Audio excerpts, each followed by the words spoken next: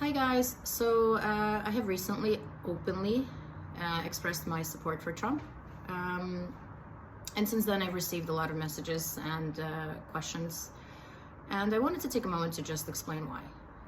Goes out to my Norwegian friends here in Norway, because in New York, probably 70 or 80% of my friends are voting Trump, so then I don't really have to explain.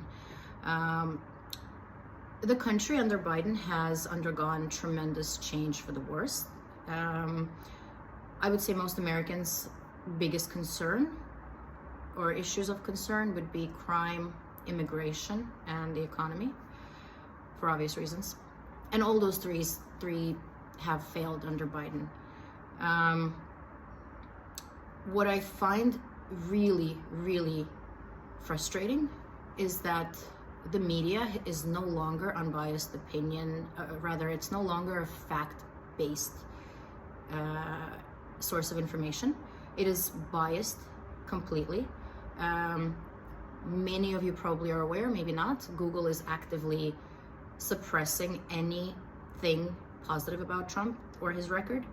So if you search for things, you will likely find everything positive about Kamala and nothing positive about Trump. And it's not an accident, it is actively happening.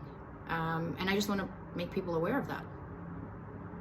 Big tech giants are essentially influencing your votes. I guess the best and the biggest thing that I can contribute as an American is that I have lived in the US over 30 years. I have most of my friends and family still living in New York, although many moved to Florida. Yeah, to Florida, because that's the only place they say that where there's still law and order exists. So New York has been full of crime. Most of you probably don't know that if there's theft under $1,000, it's not punishable. So guess what? I send mail to my parents from Amazon and it's stolen. And my parents have a house that has a camera that says smile for the camera, and no one cares because it's not punishable anymore. My friends for the first time ever are saying to me, Jana, when you visit New York, don't get on the subway. Don't get on the subway, especially with your kid. It's not safe. What? Since when? And north of 22 million immigrants have come into the States.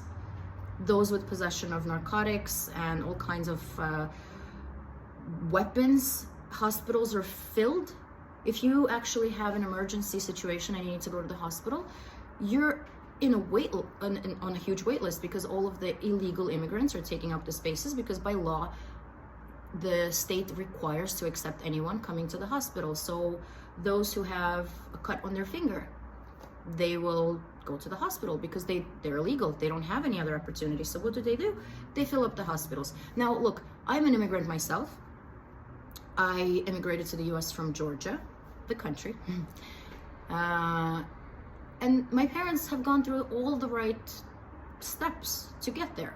And I really am grateful that this happened, because I have the opportunities that I've had and I've made something of myself. So I'm grateful for that. But what about all of these people who are just coming in and then the Harris administration wants to legalize all? Well, here's another personal example. I went to James Madison High School and recently it was closed. Why was it closed? To students. Because they didn't know where to put illegals. So many of them came that the high school actually had to be closed in order for the illegal immigrants to sleep there in the auditoriums, in addition to them filling up 4-star hotel rooms in the middle of Manhattan. Now again, I own a home in the middle of Manhattan and it's quite expensive. And I was really affected during COVID because my tenant left and then I had to make up the difference in payment, which was quite large. I didn't get any break. But these illegal immigrants are coming in and staying in 4-star hotel rooms, paid for. So what message is the administration sending, essentially? If you ask me, they're saying all the criminals, all the people who don't want to follow the rules or the law, just join in. And Norway is all about the law and rules. Norwegians are very, very good at following the advice of the administration. So it's actually quite strange for me that when seeing what's happening in the US, it's condoned and Trump is the evil instead of seeing the value of what is happening. That all Americans are saying by voting Trump is that I want law and order to exist again. I want for America to be first. Yeah, same as Norway is, isn't it? I mean, you care for your people first before you can care for others. If you're in an airplane, they always say put on the mask on yourself before you do it for your kid. Why? Because you need to be strong enough to take care of the kid, right? I mean, look, these are not things I made up. These are just practices. So I guess my point is, I don't want to hide anymore. Yes, I'm voting Trump, and I have reasons for that. And most of my reasons are reasons that I see when I arrive and I hear from my friends. And these are things that are not reported on the news. And that is my biggest concern, is that the media is opinion-based. It's no longer fact-based.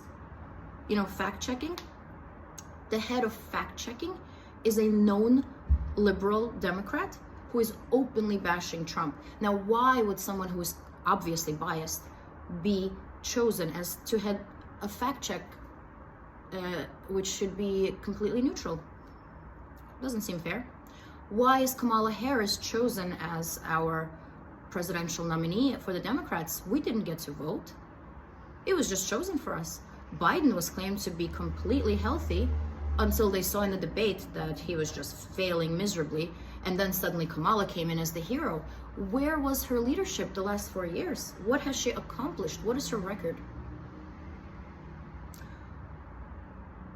Yeah, I guess I just wanted to comment. And look, if I lose friends over this because people are not interested in being friends with a Trump supporter, that's sad, but you know, I understand. I hope for continued good friendships, and I just wanted to explain why I vote Trump.